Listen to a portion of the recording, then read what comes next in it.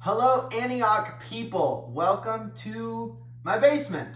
This is where I spend a lot of time practicing for worship and just worshiping in general. I love worshiping. My favorite thing about worship is probably that God always loves it. He always loves it. Even if I mess up, He loves when I worship Him. And oh, I love to worship Him so much. It's one of my favorite things to do.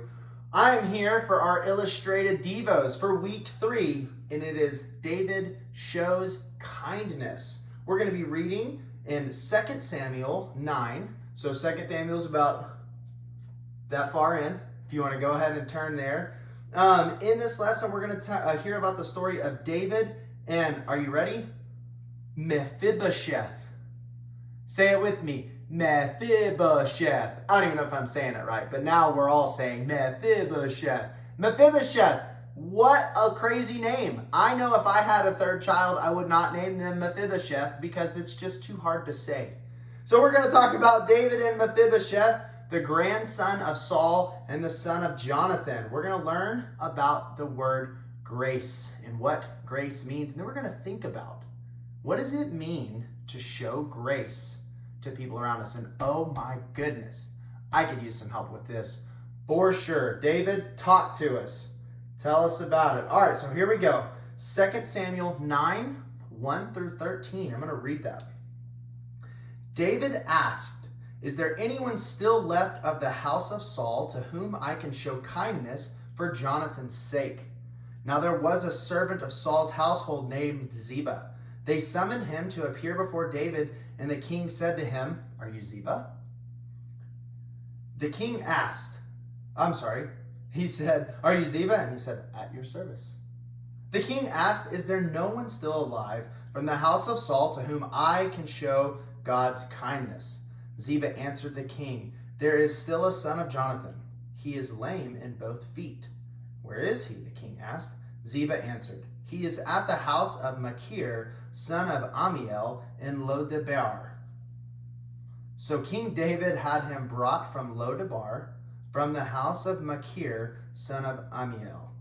When Mephibosheth, son of Jonathan, the son of Saul, came to David, he bowed down to pay him honor. David said, "Mephibosheth, at your service," he replied. "Don't be afraid," David said to him, "for I will surely show you kindness for the sake of your father Jonathan. I will restore to you all the land that belonged to your grandfather Saul, and you will always eat at my table." Mephibosheth bowed down and said, "What is your servant, that you should notice a dead dog like me?" Then the king summoned Ziba, Saul's steward, and said to him, "I have given your master's grandson everything that belonged to Saul and his family. You and your sons and your servant are to farm the land for him and bring in the crops so that your master's grandson may be provided for. And Mephibosheth, grandson of your master, will always eat at my table." Now Ziba had 15 sons and 20 servants. Then Ziba said to the king, "Your servant will do whatever my lord the king commands his servant to do." So Mephibosheth ate at David's table like one of the king's sons. Mephibosheth had a young son named Micah, and all the members of Ziba's household were servants of Mephibosheth. And Mephibosheth lived in Jerusalem because he always ate at the king's table. He was lame in both feet. Wow. So David was seeking to show grace, to show kindness, to show mercy to somebody related to Saul. He wanted to make that relationship whole.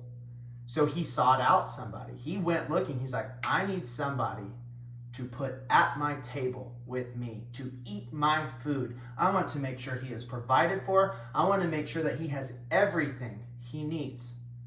That was how David was showing grace to Mephibosheth. So grace means to give something, like love or care, and to give generously. That doesn't mean like, here's a couple Cheez-Its. No, it's like, here's a couple boxes of Cheez-Its. If you need any more Cheez-Its, you come on. I got tons of Cheez-Its. I'll give you Cheez-Its as long as you need. That's generously, over and above, and to make sure that I want to make sure you always have Cheez-Its. By the way, I love Cheez-Its, my favorite salty snack. So The big thing here, though, is Mephibosheth, he didn't deserve Cheez-Its. He didn't deserve David's Cheez-Its. He did nothing about it. He was lame in his feet. That means like he couldn't walk. He couldn't work for himself. He couldn't do anything for David. And David was like, no, you eat at my table, even if you don't deserve it. You're here next to me like a son.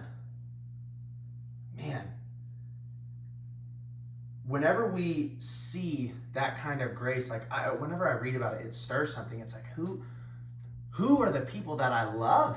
I love people, and I don't treat them this good. And David is seeking out people that don't deserve it, and they're like, no, I will give you abundantly.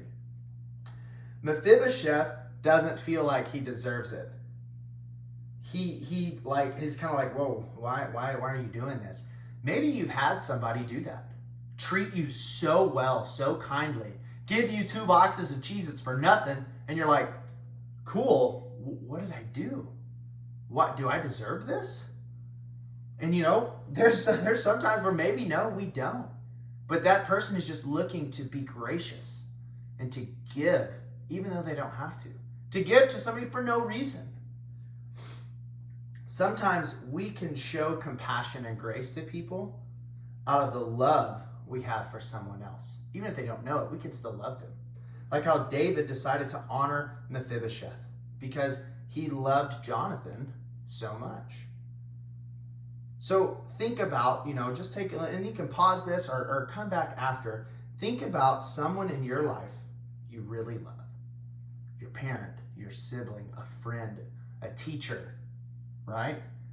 Think about these people that you really love. How could you give generously? Now think about, like, a lot of times we're having to see people through screens. So that's kind of weird. It's like, well, I can't just give them something, but you can write them a note, right? You can still tell your teacher that they're doing an amazing job. You can be generous with your words. And that's a really cool thing. And that's free too. And it feels so good. It feels so good when you receive a word like that from somebody. One thing to think about is who in your life do you think needs some grace? Who needs it? Not that they deserve it, but that they need it. And this is what's so cool about Jesus. He gave us so much grace. So we don't deserve it.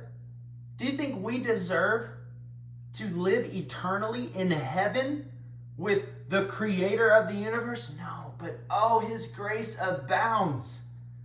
And he gives to us even though we don't deserve it. And that's what we do. We channel that. We say, thank you, Jesus, for all of your grace. Let me find someone to give it to. Let me find someone to share abundantly. I hope that grace will abound. I hope that people will see you and think, wow, they are so gracious. They are so generous. They are so kind to all. Love you guys. Go and be gracious.